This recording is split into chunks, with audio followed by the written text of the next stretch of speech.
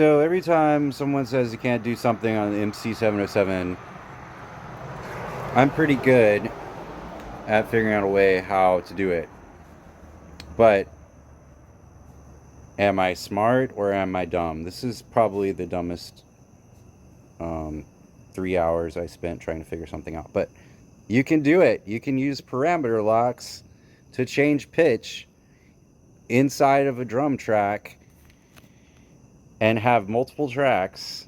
So watch this. The dumb way. On a MC707, on a drum track, to use parameter lock. So there's one parameter lock they can do a trick with. Press shift and the step. Shift step. Not on this screen. Sorry. In this screen, press shift step.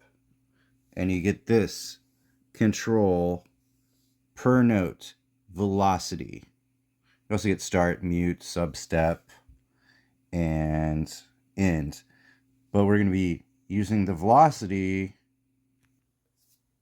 and the 4 parts of a drum pad, the 4 different waves you can insert in, which you can actually do 8. But we're just going to do 4. Shift, sound. If you look at this pad here, or any of these really, let's just take a look at the first one I did. Instrument edit. Wave 1, we have recorded sample. Wave 2, we also have recorded sample. Numbers, I guess 7 through 10 on this track. On this one, we have 13, 14, 15. Anyway, what I'm getting at is we're going to show you how to make these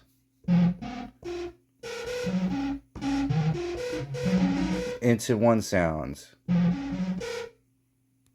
as an individual track, the dumb way. For my next track, I'm going to be using these 4 pads. So these 4 pads are a track. These 4 pads are a track. These 6 pads will be a track for the drums. So I have 1 track, 2 track, 3 track, and then I might put something else here as a 4th track on these 2. Right now they're drums, but I might change them to something. So right now, I've already put this cool kind of bassy, scratchy sound. So I'm going to put a pad on these 4. Okay, on track 2, I have recorded a pad over all the measures possible.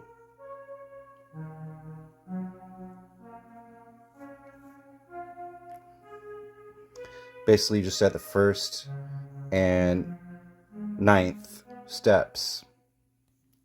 Then I'm going to record that into a looper track, 8 bars. So I have the same thing here. So now that's recording the loop track. I'm going to shift record. Sorry, not shift record. It's shift sound. So shift sound gets you here, and you go to edit, and then you scroll over with the arrows to export, and you push C2. And that should, yeah, it's exporting that whole looper track. Takes a second. So you got to remember that's export number 5, or whichever number yours is. All right, this is where it gets weird. On track 3 or something, go ahead and make another drum track. Once you've created your new drum track, go over here, hit sound, and you have to do it in this order. Hit wave file, go down to new exported track, hit import, then you have to hit edit. You can't just hit edit right away. This screen comes up.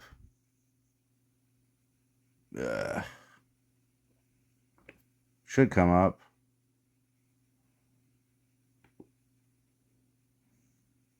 Oh, you have to hit this knob. Okay, that was confusing me. So it's a little low, so we're going to normalize it to 0 dB. Hopefully it will make the wave bigger. Alright, that's way better. We're going to just zoom out a decent amount so we can see it. And then we're going to use the right arrow, go over to slice soft, and hit that. Might take it a second. Let's see how that did. So go press your arrow over to position 1.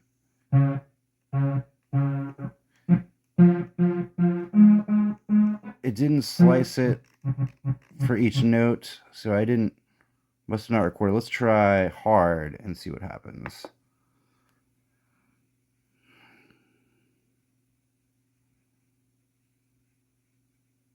Oh, that's even more annoying.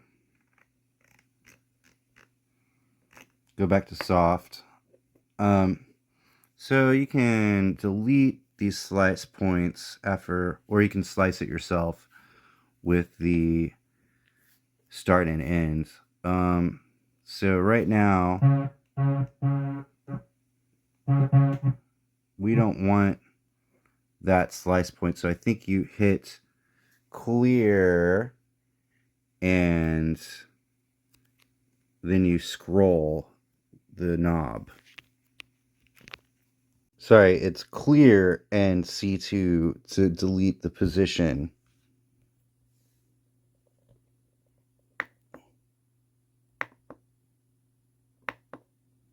Alright, so that should, we can preview it with the function button here. So that was a pretty good slice. So if you hold clear and press the C2 button down, that's this knob, you press it. Then you scroll to the next position and then repeat until you clear it the way you need it. Once you sliced it into individual notes, hit enter to load. Sorry, I mean note and enter. And then it goes to the next pad, kind of automatically, sort of. I think you want to go back to this one to get to start there. Note, enter.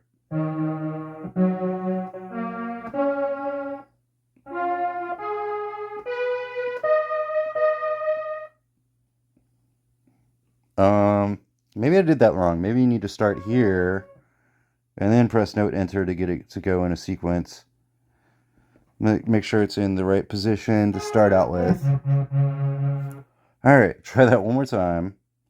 Depending on the order you want it. Note.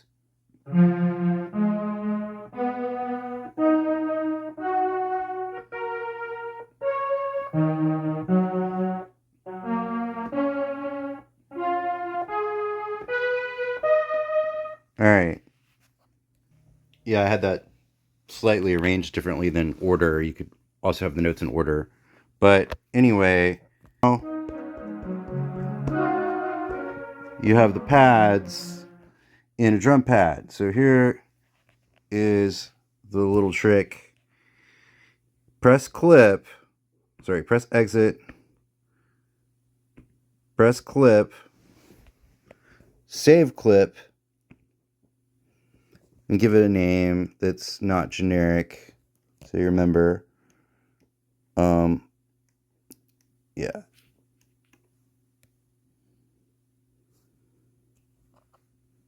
press enter, save clip. Alright, so now, since an update a little while ago, now that you have taken that single sample from the loop, split it into pads on another drum track, saved it as a clip, it just makes it slightly ever so easier to go back to this drum track and if you go under project, you can look at your samples, and now you have a whole new list of recorded samples that have been saved individually for each note, and it'll put check marks by the ones that you are using. So how do you use that? In these pads, you got to set them up a certain way. Like I said before, set your wave to sample, and then you'll pick your newly chopped samples on here, and they will show up once you turn this knob forever, or you can press shift to make it go faster, as these recorded samples. So these will be the latest recorded samples, and these are all different notes. So go ahead and put that in each of the tracks, each of the partials of this drum pad. Put 4 here, the next 4 here, the next 4 here, the next 4 here, whatever order you want them in. Actually, I'm going to start here. So it'll be like F, G, A sharp, B sharp, C. Anyway, you see what I'm getting at. And then the settings for these tracks are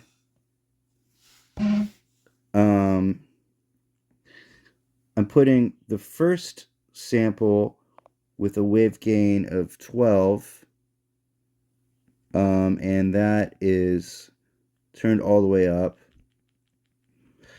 The second sample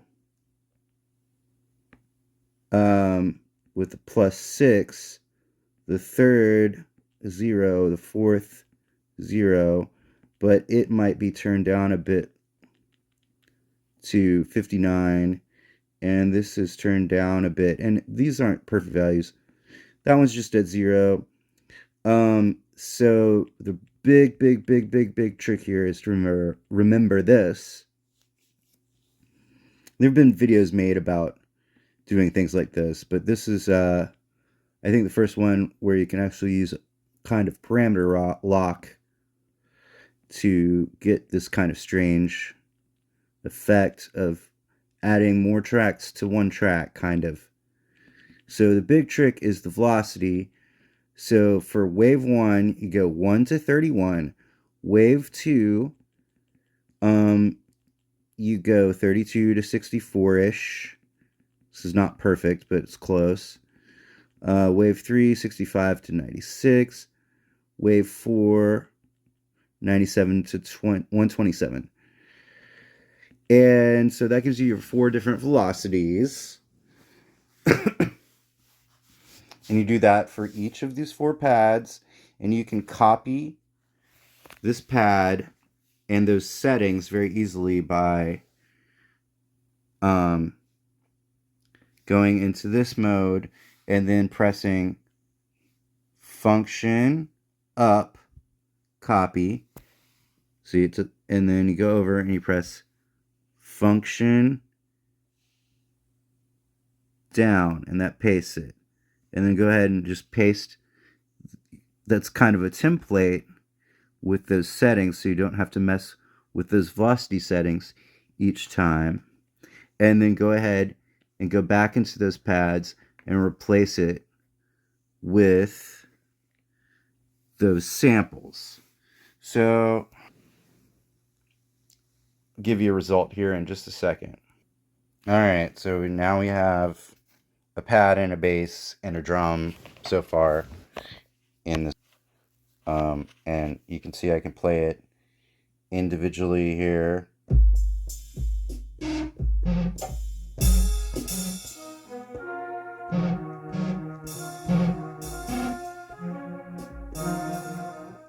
So the last step is recording it in. So let's just do the step recording method. Hit shift, step. We're using these 4 pads, right? So just go ahead and hit a few notes in and scroll on over.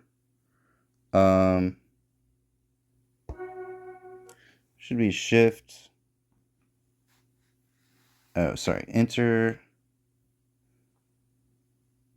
Shift step.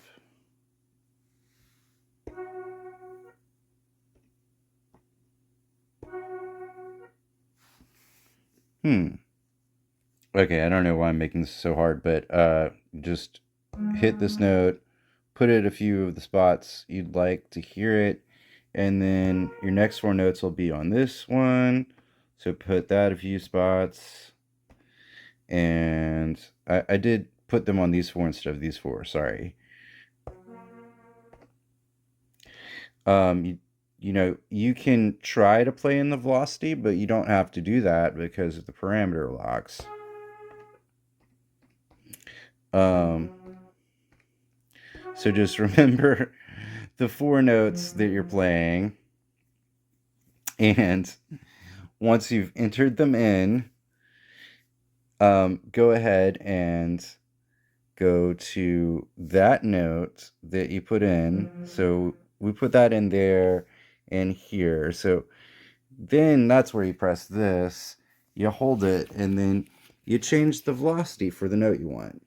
0 through 1 for the first note, and you've adjusted the volumes so the velocity doesn't actually matter. Actually, just try to get them closest to the 32, the 64, the 96, or the 127 to have them the max volume. So the second note here, I'm gonna make that close to 64, so like 63 or 60 or something like that.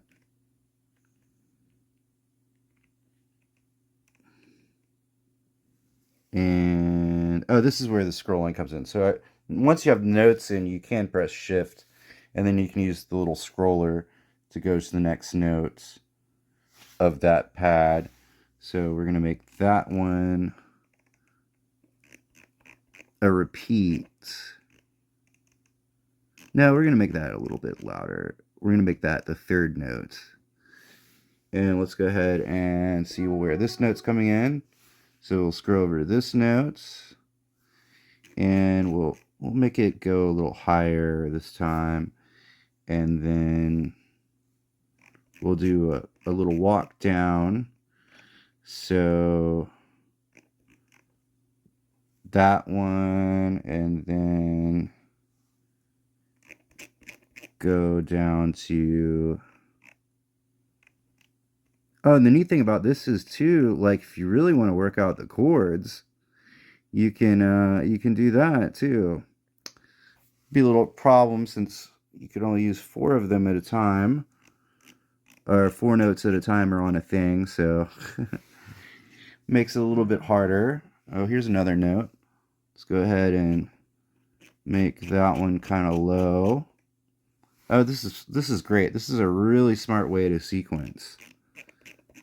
Great to use the parameter lock. Alright, let's see. Here's another one. So I'll go over to here. Well, let's keep that one high.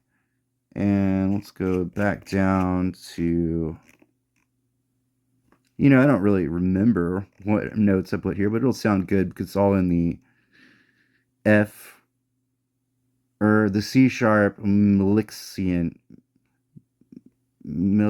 I can't even say that word, but that's what the scale is, which is kind of like F, but in a different order. So yeah, final note. We'll just, let's keep that one high. Let's make this one lower. Make this one even lower. Make this one all the way. So I don't know if we used all the notes here, but we're pretty close. Do we have any more? Okay, so let's see how this sounds. You guys ready?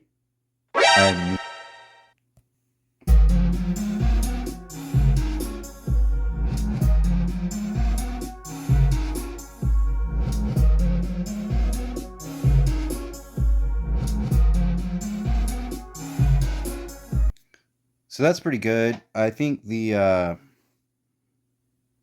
mixing is slightly harder this way also. We can go in there and make those 4 notes a little bit louder overall. So let's shift sounds, and I guess the best way to go about it is just crank up their sample thingy-majiggies. So go up here.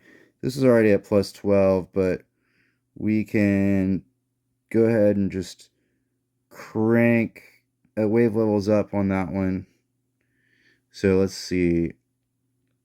Go ahead and crank up all of them all the way. You might have to twiddle with that kind of thing, but get it louder. Also, you could probably extend the decay a bit for that so you can hear the pads more, and give it some resonance and filter. I'm going to turn off the automation. I had a little automation on the filter. Let's see if that made it any louder. Also, what would be really easy is to turn down the actual drum pads a bit. So let's just go ahead and turn these down rather than turn up the really complicated sampling. Yeah, turn these down really quick through this menu, and that should help. And that'll bring up, and then just bring up the overall volume. Okay. Yeah, this is literally the most complicated way I could think of to sequence on this machine, but as you can see, I do have like 3 tracks going on this one track.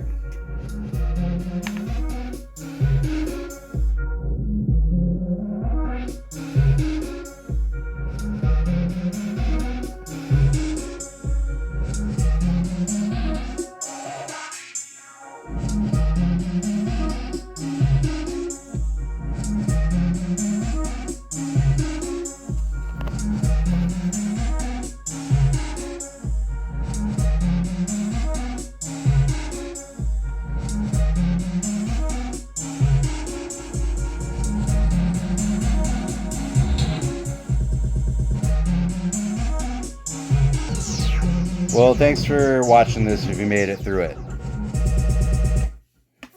Have a great time.